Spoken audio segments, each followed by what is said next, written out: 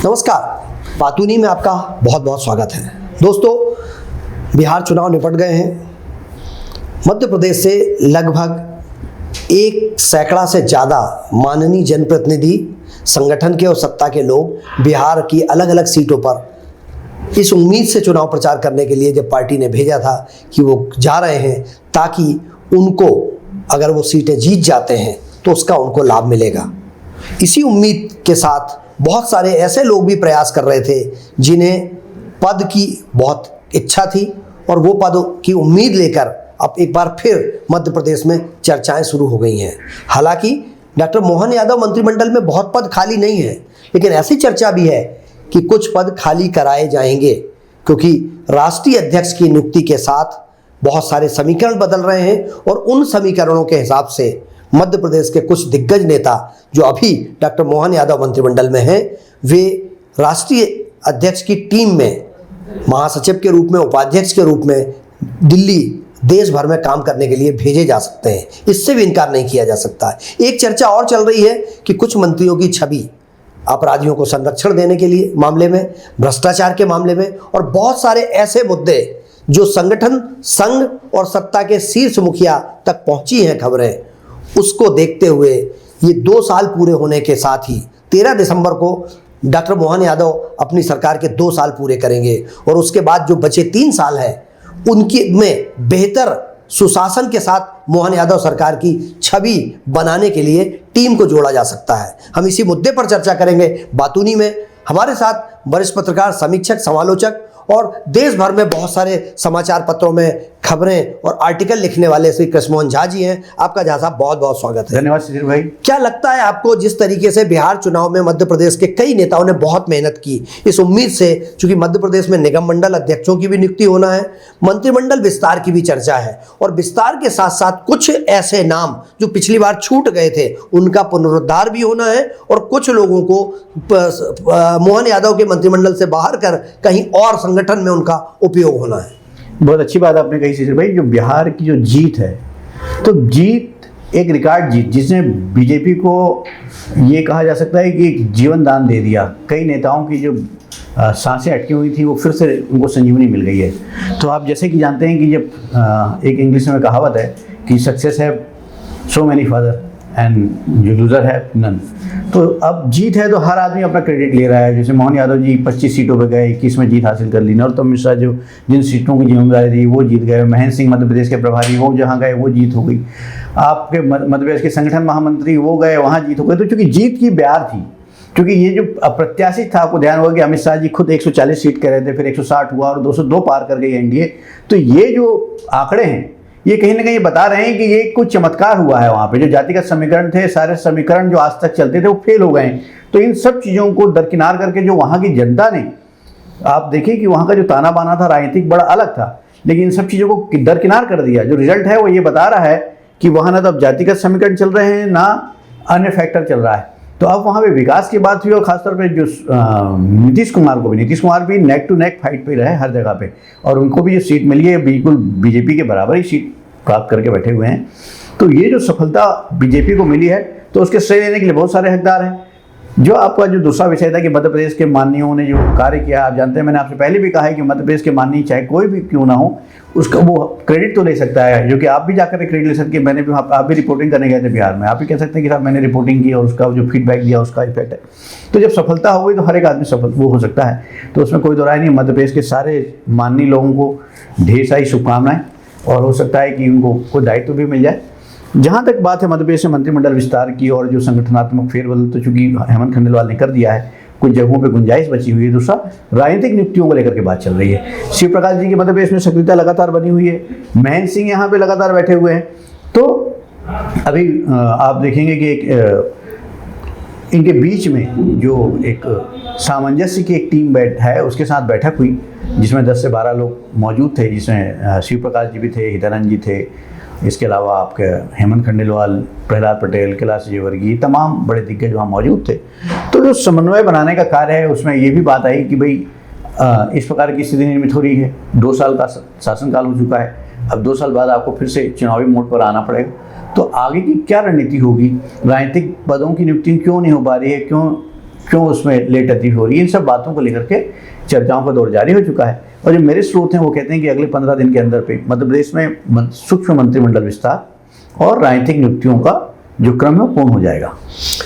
एक बात और झा साहब, चूंकि आपके संपर्कों के आधार पर आप जो जानकारी दे रहे हैं, आपको क्या लगता है कि ऐसी परिस्थिति में बहुत सारे हालात ऐसे बनते हैं, बहुत सारी परिस्थितियां ऐसी बनती हैं, परंतु क्या आपको ये लगता है कि मैं खुद बिहार चुनाव के दौरान कई दिनों तक वहां पर रहा और जो मध्य प्रदेश के माननीय थे उनसे जब बिहार चुनाव के बाद लौटे तो वो उस पर बताने पे उनको बड़ा वो नहीं अभी हम नहीं कह पाएंगे, बहुत फाइट है, और वो ये परिणाम आने के पहले तक तो वो बताने से बच रहे थे, परिणाम आने के बाद वो 100% जीत की बात करने लगे। लेकिन एक बात सामने आई है कि क्या भाजपा को भी, आपने एक बात कही कि अमित शाह भी पहले 140 कह रहे थे, फिर 160 कह रहे थे, भाजपा को भी उम्मीद नहीं थी, तो मध्य प्रदेश में ये जो माननीय हैं इनको ये अचानक बिल्ली के भाग से छीका फूटा वाला बिहार परिणाम ने उनकी सांसें और जिंदगी और बढ़ा दी।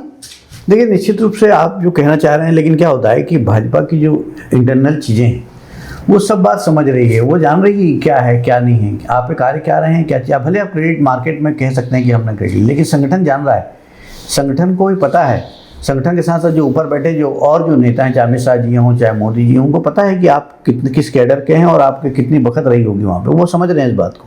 तो उनसे कोई चीज़ें, क्योंकि आप दाई से पेट नहीं छुपा सकते हैं जी, तो आप वो चीज़ों को आप इस बात को इग्नोर नहीं कर सकते हैं कि जो परिस्थितियाँ वर्तमान में हैं वहाँ की भले सफलता के पीछे हर आदमी अपनी क्रेडिट, जैसे आपने बहुत सही कहा, आज किसी अखबार ने छापा भी है कि जब साहब से पूछा जा रहा था कि भाई क्या स्थिति बनेगी तो वो जवाब देने से बच रहे थे, लेकिन जैसे परिणाम आया नहीं कि उसके पहले सोशल मीडिया में वहाँ भी हो गए। तो ये जो चीज़ें हैं वो इस सब चीज़ों से, इस परिणाम से बहुत असरकारक नहीं होगी। और रही बात, चूँकि अब देखिए कि नए ढंग की भाजपा है, नए उत्साह से काम हो रहा है, नई नेतृत्व को तैयार किया जा रहा है, नए पौध तैयार हो रहे हैं। 3 राज्यों के मुख्यमंत्री बदले गए, आप देखें कि एकदम किसी कल्पना नहीं किया था कि रमन सिंह अलग हो जाएंगे, शिवराज सिंह चौहान अलग हो जाएंगे और सुंदरा राजे सिंधिया अलग हो जाएंगी। तीनों को किनारे करके नया चेहरा दिया गया। और इसी प्रकार से संगठन में भी आप देखिए कि संगठन में मध्य प्रदेश में भी जो हेमंत खंडेलवाल की टीम है, बिल्कुल नए नवेले नेता हैं, उनको मौका दिया गया है। तो अब जो समय आने वाला है तो ये बहुत ज़्यादा मेरे को लगता है कि जो सीनियर लोग हैं जो ये उस उम्मीद में बैठे हुए हैं कि हमारी जो आने वाला समय हमें बहुत अच्छा होगा, तो मुझे दिखाई देता है कि बहुत कुछ उनके लिए अच्छा होने जा रहा है।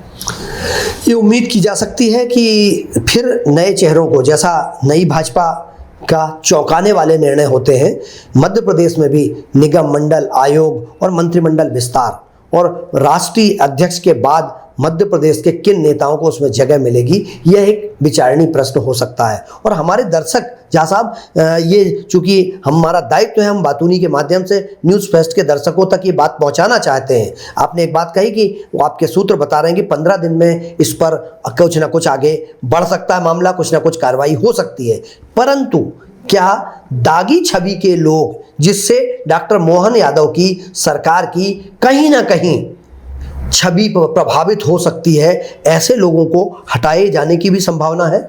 देखिए, बहुत अच्छा प्रश्न आपका है। और क्योंकि मोहन यादव की जहाँ तक बात है कि तमाम तरह की चर्चा नेशनल, इंटरनेशनल और लोकल मीडिया पे चल रहा था कि बिहार चुनाव के बाद मोहन यादव के भाग्य का फैसला होगा।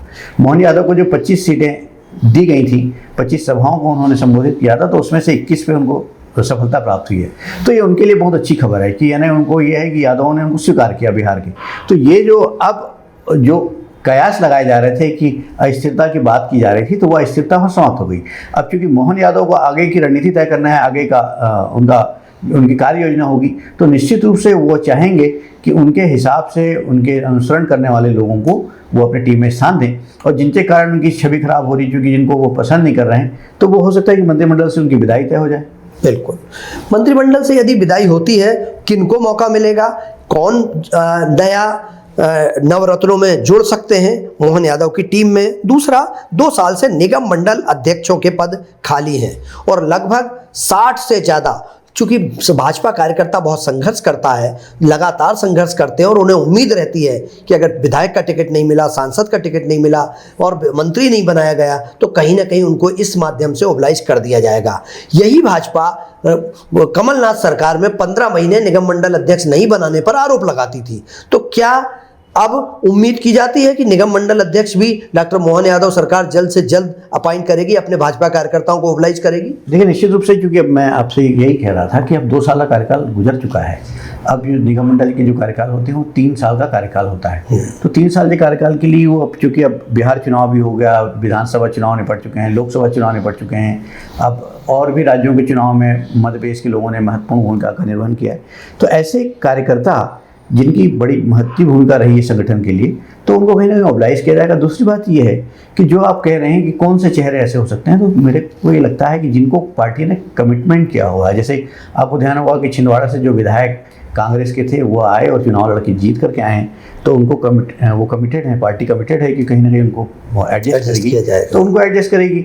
ऐसे जो पूर्व वन मंत्री थे, उनको जो है वो राम निवास रावत जी, तो वो चुनाव हार चुके हैं, तो उनको निगम मंडल में कहीं एडजस्ट करेंगे। तो ऐसे जो लोग हैं, गिने चुने लोग, उनको पार्टी एडजस्ट करेगी। और साथ में फिर जो पार्टी में लंबे समय से जो कार्य कर रहे हैं, कुछ ऊर्जावान नए युवा हैं, उनको भी मेरे को लगता है कि अवसर मिलेगा। और मेरी नज़र से जो संगठन के लोग थे, आपको ध्यान होगा संभागीय संगठन मंत्री हुआ करते थे, जैसे शरण बरुआ थे, आशुतोष तिवारी थे, जितेंद्र लटोरिया थे, तो ये जो इस बार जो निगम मंडल होगा उसमें मेरे को लगता है कि इन सब की संभावनाएं कम रहेंगी। बिल्कुल, चूंकि इनको एक बार पहले मौका दिया जा चुका है।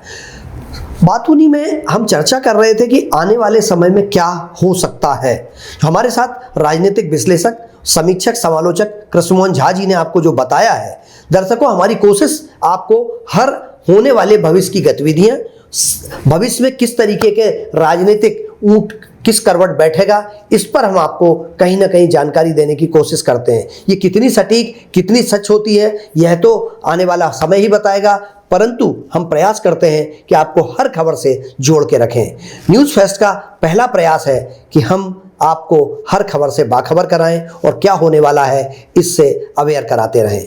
हम आज हमारे साथ इस चर्चा में श्री कृष्णमोहन झा जी जुड़े, आपका बहुत बहुत धन्यवाद। दर्शकों, खबरों का सिलसिला जारी रहेगा। ऐसी ही रोचक खबरों के साथ, समाचार और जानकारी के साथ हम आपके सामने हाजिर होंगे। मुझे और झा साहब को दीजिए अनुमति। नमस्कार।